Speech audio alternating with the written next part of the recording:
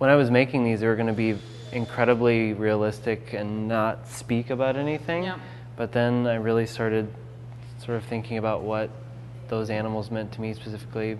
And at least these two animals were things like, I don't eat pork anymore, Yeah. and I specifically am terrified of bacon. So like, every shape was like this shape of a bacon, and like, I'm lactose intolerant. So like, that's a very terrifying animal to me, that this is this thing that like people consume all the time, and they're different things for me. They're not, for a lot of people, like they have no problem like eating meat and eating steak every night, and for me it's just not what that's about. And like, so it was interesting to like make these objects that people actually get these diseases because they're consuming these animals. And they're built out of like a small piece of cardboard or chipboard, which is like just a small tube. And then I just start cutting these little, like this little shape came from, when I was growing up, there's a like a store called Chick-fil-A in the United States. And it's like a little generic head of a chicken that's got this shape on it. And so I'm also quite like intrigued by this Baroque shape of like this sort of filigree.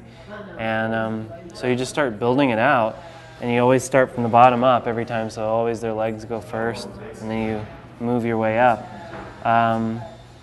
And the chicken in particular, I wanted him to be quite refined because he was so small. There's something nice about spending quite a bit of time on something that's already quite small.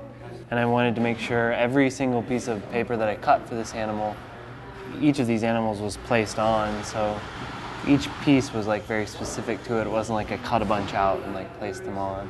I would work piece by piece by piece. This one has a bit of like that styrofoam that comes around like a TV or something like that. There actually is, in the cowl, there's an actual like piece of styrofoam from a TV. I was like, oh, I'm out of the styrofoam, what do I do? And somebody had thrown that away, so I used it. But yeah, this is carved with like a hot wire first. It's hard to make them feel really scary or like happy, but they always tend to have this, I don't know, I think it's just something about, I like the eyes being really quite big, so. Was there any discussion of other animals, or was it immediately like?